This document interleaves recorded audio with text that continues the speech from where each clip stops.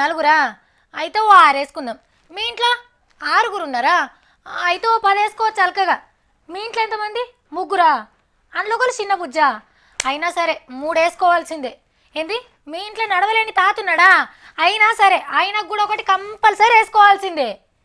ఏంది, సర్కార్ ఏమన్నా కొత్త పథకం పెడుతుందా? మీకు రాబోయే కోడలు వచ్చే మన్మన్ గురించి కూడా చెప్దామని చూస్తుర్రా? అది కాదు అస్సలు ముచ్చట. చేతిలో సెల్ ఫోన్ లేనోళ్ళు కనబడ్డారులా మీకు? కనబడితే వాన్నో వింత జీవి లెక్క చూస్తారు కదా. ఫోన్లతోని పొద్దెల్ల తీసేటోళ్ళు దేశంలో ఎంతమంది ఉన్నారో ఎరికేనా? దగ్గర దగ్గర 100 కోట్లు. ఒక సంఘపోళ్ళు సర్వే చేసి చెప్పిన ముచ్చటిది.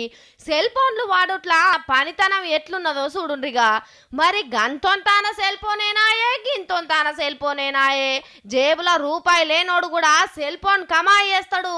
10 రూపాయల కారెట్ కొనలేనోడు చేతిలో బట్టనంత ఫోన్ పట్టుకొని తిరుగుతాడు. ఇక ఈ స్మార్ట్ ఫోన్ ఉంటే కోతికి కొబ్బరి చిప్ప దొరికినట్టే. షార్టింగ్ వేసేటప్పుడు ఛార్జింగ్ అయిపోతుంటే అదేదో దేశానికి ఆపదొచ్చినట్టు ఆగమవుతారు. ఏమన్నా అక్కడికొచ్చే పనులు ఉంటాయా అంటే, హాయ్ డూడ్, హలో గైస్ అని సొల్లు ముచ్చట్లు పనికిరాని మెసేజ్లు. సెల్ ఫోన్లో చాటింగ్ వేసుడే డ్యూటీ అనుకునేటోళ్ళు కూడా ఉన్నారు. దుకాన్లకు కొత్త ఫోన్లు వచ్చినాయని తెలిస్తే చాలు ఇది వారేసి కొత్తది కొంటాం.